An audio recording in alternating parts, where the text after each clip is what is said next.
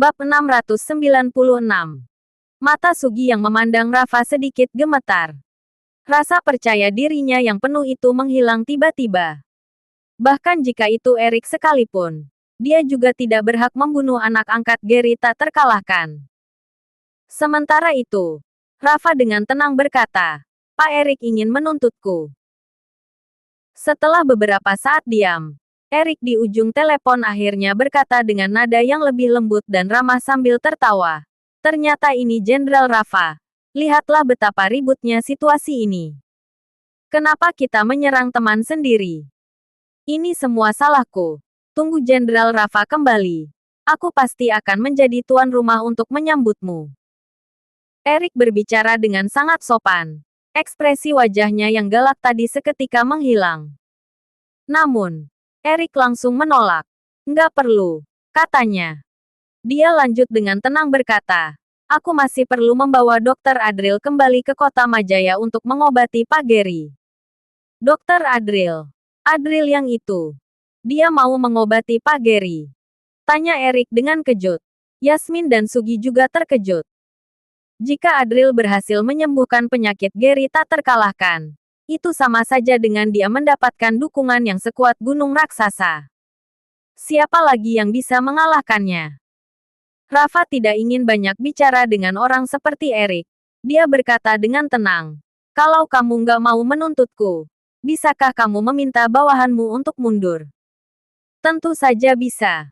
Jenderal Rafa bisa pergi kemana saja," ucap Erik.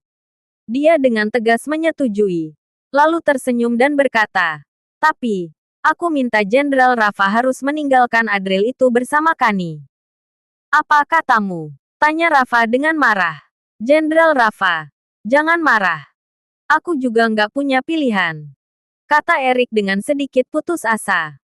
Dia lanjut, "Apa Jenderal Rafa tahu berapa banyak orang yang tersinggung oleh Adril? Hanya Sekte Harimau Hitam, kan? Memangnya kamu mau melawan Pak Gary?" kata Rafa dengan suara dingin. Meskipun Erik seorang pejabat penting, tetapi dia tidak berhak untuk melawan Gary tak terkalahkan.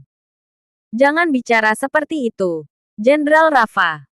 Aku juga berharap Pak Gary segera sembuh. Bagaimana mungkin aku mau menghambat Dokter Adril untuk mengobati Pak Gary? Tapi ada orang lain yang ingin membunuh Adril," ucap Erik. Erik berkata dengan ekspresi seolah-olah terpaksa. "Adril telah menghina keluarga Surya dari kota Majaya, keluarga Sahjaya, keluarga Gunawan dari kota Warnia dan keluarga Milano dari kota Majaya. Oh ya, dia juga membunuh seorang wakil jenderal garnisun kota Silas. Lihat betapa ributnya masalah ini dan berapa banyak orang yang mau membunuhnya. Sekalipun aku mau melindunginya untuk Pak Gary, aku juga nggak bisa," lanjut Erik. Seiring daftar itu semakin panjang, Rafa pun agak terkejut. Daftar nama itu mencakup hampir seluruh penguasa kuat di Provinsi Nambia. Rafa tahu Adril suka membuat masalah. Dia juga tahu bahwa Adril pernah bermasalah dengan keluarga elit. Tapi dia tidak pernah mencari tahu lebih dalam. Bagaimanapun, jika Rafa berhadapan dengan mereka secara langsung, mereka mungkin akan menghormatinya dan mengakhiri perselisihan itu. Namun, dia tidak pernah menyangka bahwa Adril bisa menyinggung begitu banyak orang. Bahkan juga Sekte Harimau Hitam dan Erik. Rafa tahu bahwa Erik itu bermuka dua. Di luar, dia bertindak seolah-olah ingin melindungi Adril. Tetapi sebenarnya dia juga berharap Adril mati. Meskipun Rafa juga sedikit pusing. Erik tersenyum dan berkata, "Jenderal Rafa, dengarkan nasihatku.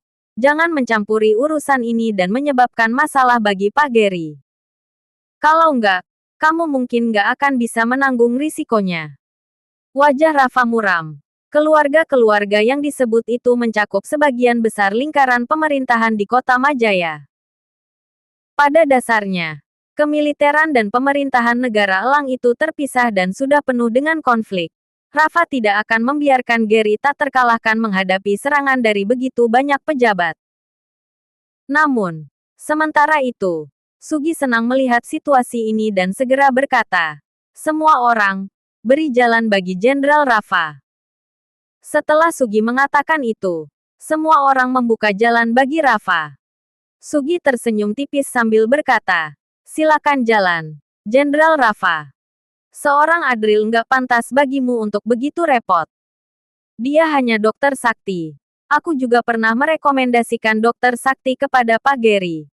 Dia pasti lebih baik daripada Adril ini." Namun, tatapan jahat Sugi melewati Rafa dan menatap ke mobil Adril. Dia telah membuat kehebohan sebesar ini demi membunuh Adril seorang. "Adril, kamu harus mati hari ini. Kalian," ucap Rafa dengan wajah muram. Dia hendak mengatakan sesuatu. Namun, tiba-tiba terdengar suara tawa ringan. "Heboh sekali. Kupikir Tuan Gubernur Nambia datang." Semua orang melihat ke arah sumber suara itu. Yang orang-orang lihat adalah Adril turun dari mobil dan langsung mengambil telepon dari tangan Rafa. Dia tersenyum tipis dan berkata, "Kalau kalian mau membunuhku, bunuh saja.